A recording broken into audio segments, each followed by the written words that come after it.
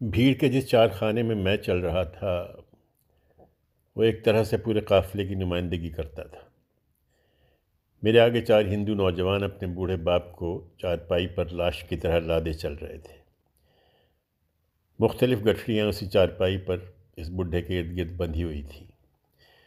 मेरे बिल्कुल आगे एक सिख जाट ढाटा बांधे छुरी हाथ में लिए अपनी बंतों के साथ जा रहा था। दोनों के सर पर गठड़े थे। मेरे पीछे एक बड़ा गढ़ चला आ रहा था जिसे दो बैल खींच रहे थे। इस गढ़ पर एक सिख खानदान माए अपने सामान के बराजमान था और ये लोग आला हैसियत के ज़मींदार मालूम होते थे। मेरी बगल में एक बुढ़ा बनिया स्याह रंग और सफ़ेद मूँछों वाला चल रहा था। उसने अपनी धोती घुटनों से ऊपर कसकर बांधी हुई थी और उसकी टांगों की वरीदें एक मजबूत मछली जाल की तरह तनी हुई नज़र आ रही थीं। बुढ़े ने एक हाथ में पोटली और दूसरे हाथ में अपनी बेटी का हाथ थाम रखा था।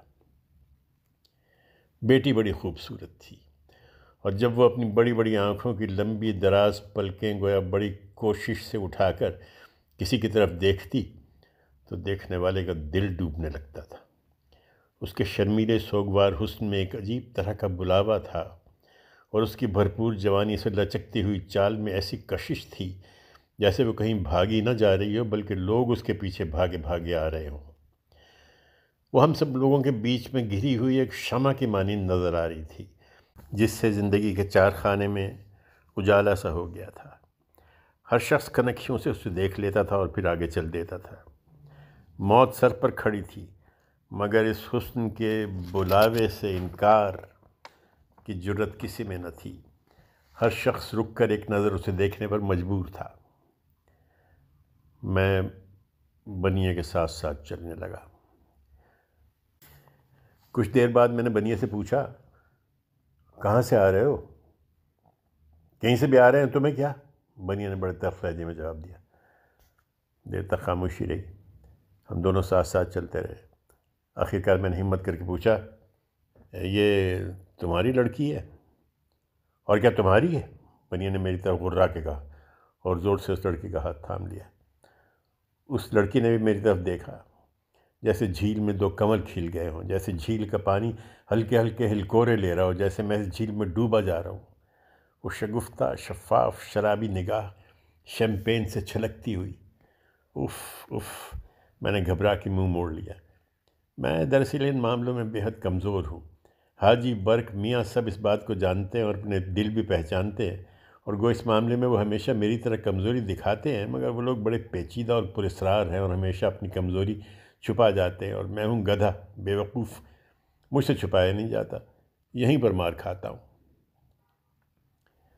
बनिए को बड़ा फ़रोख्ता देखकर मैंने उससे मज़ीद गुफ्तगू मुनासिब न समझा, मगर यह देख देख के जला जा रहा था कि इस लड़की के बगल में एक सिख नौजवान चल रहा है।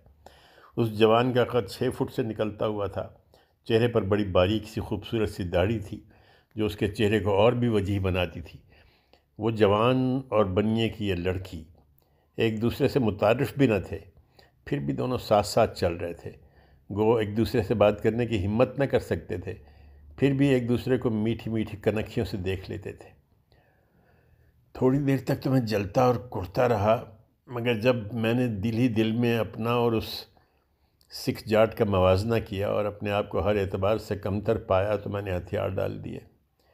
एक आह भरकर आखिरी बार उस लड़की की तरफ देखा और फिर जल्दी से आगे बढ़ गया और काफ़िले के अगले चार खाने में दाखिल हो गया। अब मेरी कोशिश यही थी कि अपने किसी जान पहचान के आदमी से मुलाकात हो जाए या कोई अपने गांव का आदमी मिले जिससे अपने ख़ानदान वालों का या अपने बीवी बच्चों की खबर मिले। फिर मुझे भूख भी बहुत ज़ोर से लगी हुई थी। अगर इस आदमी के पास कोई रोटी हुई तो मैं एक आध रोटी भी उससे मांग लूँगा, मगर तलाश बसियार के बाद मुझे कोई ऐसा आदमी न मिला और मैं इस सिलसिले में भी मायूस हो गया। दोपहर के वक्त काफ़िले ने एक खुले बरेते में आराम किया।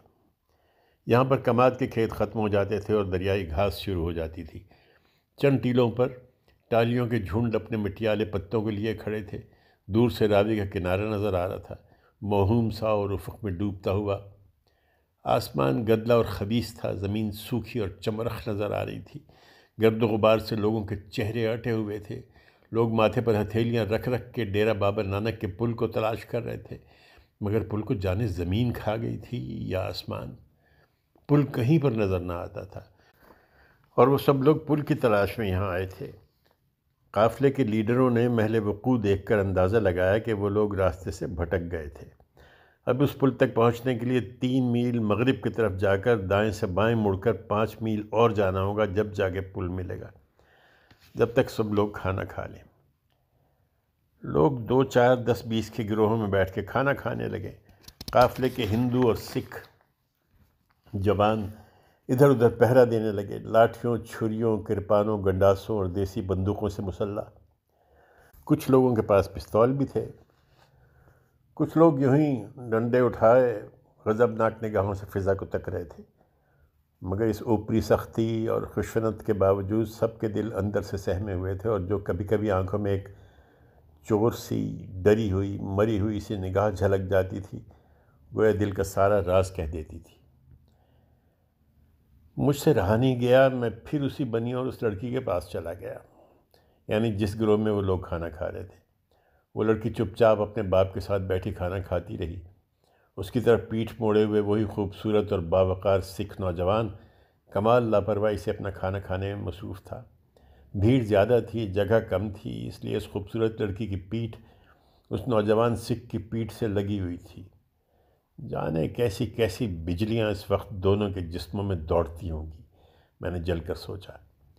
मुझे बेहद भूख लगी थी, फिर भी मैंने इतना तो सोचा, मगर इससे आगे कुछ न सोच सका। भूख ने बेताब कर दिया। आखिर सरदार लहरन सिंह और उसकी बंतों ने मुझे अपने साथ खाने में शरीक कर लिया। सबसे ज़्यादा हैकड़ी दिखाने वाला उस खुशहाल ज़मींदार का घराना था जो बैलगाड़ी में सफ़र कर रहा था। उसके बच्चे इस मौके पर भी ऐसी शान और अमारत का सबूत दे रहे थे, गोया वो किसी बैलगाड़ी में नहीं, ब्यूक में सफ़र कर रहे हो। हम लोग अभी खाना खा ही रहे थे कि अचानक टीलों के पीछे से गर्द व गुबार का तूफ़ान उड़ता नज़र आया। पहरेदारों ने शोर मचाया और लोग अपना अपना खाना छोड़कर भागे। खुशहाल ख़ानदान के बच्चे बैलगाड़ी में खड़े खड़े रोने लगे और उनकी माएँ दोहत्तड़ मार के छातियाँ कूटने लगीं।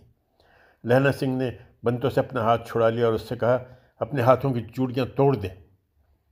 बंतों ने ज़ोर से कलाई पर कलाई मार के कांच की चूड़ियाँ तोड़ डाली। लहना सिंह ने अपने होंठ भींच कर कहा, समझ ले, आज तेरा खाउंद मर गया। बंतों की आंखों में आंसू भर आए, मगर वो मुंह से कुछ नहीं बोली। लहना सिंह छुरी हिलाता और मुसलमानों का मुकाबला करने के लिए पहरेदारों के साथ चला गया। बंतो गठड़ी सर पर उठाए उसे देखती रही। बनिया ने घबरा के अपना माल समेटा और फिर चीख मार कर बोला, हाय मेरी लड़की, जमुना, जमुना। मगर जमुना को वो सिख नौजवान अपने बाजुओं में उठाए कमाद के खेतों की जानिब भागा चला गया। बनिया ने चीख कर चिल्लाकर बहुत फरियाद की, मगर उस वक्त अजीब नफसा नफसी का आलम था। मुसलमान हमलावरों ने काफ़िले पर हमला कर दिया था। सब लोग अपनी जान बचाने की फ़िक्र में इधर उधर भाग रहे थे। किसको पड़ी थी कि अपनी जान बचाने के बजाय उस बनिया की लड़की की इज्जत बचाता। मैं भी एक तरफ को भागा। पहले तो बरीते से दरिया की तरफ भागा, क्योंकि टालियों के झुंड के पीछे से मुसलमान हमलावर हो रहे थे, इसलिए मैं मुखालिफ सिमत को भागा। मगर जब हमलावर अपने घोड़े दौड़ाते हुए दरिया का रास्ता भी रोकने लगे, तो मैं उधर से पलट कर हाँफता कामता कमादों की तरफ हो लिया। अभी कमादों में पहुंच भी ना पाया था कि खेतों में से भी हमलावर निकल आए और एक मुसलमान ने अपना बल्लम मेरे सीने पर रख दिया। वो लम्हा मुझे याद है और कभी नहीं भूलता और कभी नहीं भूलेगा। बल्लम मेरे सीने पर था और मेरे चारों तरफ मुसलमान हमलावर खड़े थे और उनके पीछे एक बड़े घोड़े पर एक सवार अपनी पगड़ी के शिमले से अपना आधा चेहरा छुपाए रकाबों में पाँव डाले बैठा था। यकाएक मैंने रोकने के अंदाज में हाथ ऊंचा किया और मुस्कुराकर उस सवार की आंखों में आंखें डालकर हंसकर कहा, क्या किस्मत है हमारी भी, सारी ज़िंदगी कम्युनिस्ट बनकर पाकिस्तान के लिए प्रोपेगेंडा करते रहे मुसलमानों के हक़ में और उनकी आज़ादी के लिए लड़ते रहे, और आज जब पाकिस्तान बन गया है तो ये बल्लम हमारे ही सीने पे रखा जा रहा है। जाने किस तरह ये अल्फाज मेरे मुंह से निकले और वो कौन सी ताकत थी जिसने मुझसे ये अल्फाज कहलवाए, क्योंकि ना तो मैं कभी कम्युनिस्ट था, ना मैंने आज तक किसी सियासी तहरीक में हिस्सा लिया था। मैं तो एक खाने पीने वाला खुशबाश इंसान था जिसके हिंदू, मुसलमान, सिख दोस्त सभी इसी तरह के थे। हम लोग लाहौर में अपना अपना बिजनेस करते थे और शाम को 4 यार इकट्ठे होकर दाद इशरत देते थे। हमें सियासत से क्या इलाका। हमारी सियासत तो ज़बानी बहसों, अखबारी झगड़ों और किताबी मुतालों तक महदूद थी। ये तो भूखे लोगों की बातें हैं। फिर किस तरह से मेरे दिमाग ने उस लम्हे मेरी जान बचाने का यह आखिरी बहाना या हरबा ढूंढ लिया था, मैं इसके बारे में आज भी सोच सोच कर कुछ नहीं कह सकता। इतना जानता हूँ कि मेरे इन अल्फाज का उस मुखालिफ मजमे के घुड़सवार सरदार पर बिजली का सा असर हुआ। उसने तेज़ निगाहों से मेरे खामोश मुतमईन मुस्कुराते हुए चेहरे की तरफ देखा और फिर उसने हाथ के इशारे से कहा, इसे छोड़ दो।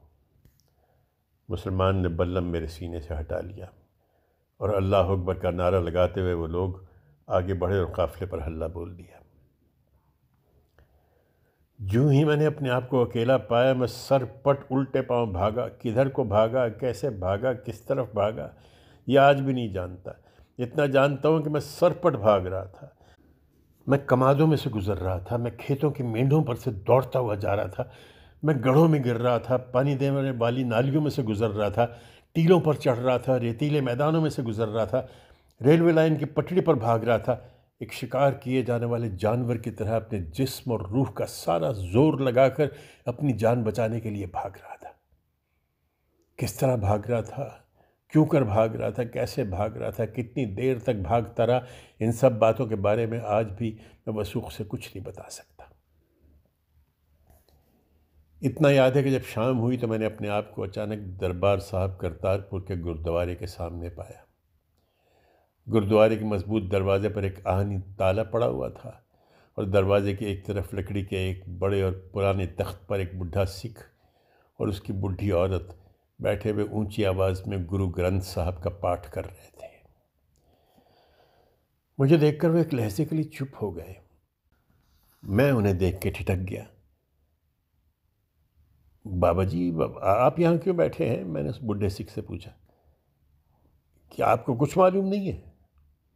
हमें सब मालूम है बेटा, उस बूढ़े सिख ने कमाल तवानियत से कहा। हम इसलिए बैठे हैं यहाँ कि जाएं तो कहाँ जाएं। हमारी कोई औलाद नहीं, कोई बाल बच्चा नहीं, दूर दूर तक कोई रिश्तेदार नहीं, कोई जायदाद नहीं, कोई घर नहीं। हम दोनों ने सारी उम्र जिस गुरु के चरणों में काटी है, बस यहीं रहेंगे, यहीं मरेंगे। इतने कहकर वो दोनों फिर गुरु नानक की बानी का पाठ करने लगे। मैं सर झुकाकर वहाँ से चला आया। गुरुद्वारे के चारों तरफ घूमा, कहीं पर कोई मुतनफ़्फ़स नज़र न आया और अब तो रात फैलती जा रही थी, कहीं पर कोई रास्ता भी नज़र न आता था। गुरुद्वारे के करीब एक बड़ा कुआं था। मैं उसकी जगत पर चढ़ गया और रहट का सहारा लेकर कुएं के अंदर चला गया। मैंने दोनों हाथों से रहट का चक्कर पकड़ लिया और अपने जिस्म को टंडों पर ढीला छोड़ दिया। ठंडी ठंडी टंडों का लम्स मेरे थके हुए जिस्म को बहुत अच्छा मालूम हुआ और मैं उस कुएं के अंदर इन्हीं टंडों पर लेटा लेटा सो गया। कैसे सोया, कब तक सोया, ये तो मैं नहीं जानता। हाँ, जब उठा तो सुबह हो चुकी थी। सूरज की रोशनी कुएं के अंदर झांक रही थी और कुएं की जगत पर एक कुतिया आसमान की तरफ मुंह उठाए रो रही थी। मैं कुएं से बाहर निकला और गुरुद्वारे के दरवाजे की तरफ बढ़ा। बाहर लकड़ी के तख्त पर वो बूढ़ा सिख और उसकी बीवी मुर्दा पड़े थे। पता नहीं कब और किस वक्त रात को हमलावरों ने उन्हें कत्ल कर दिया था।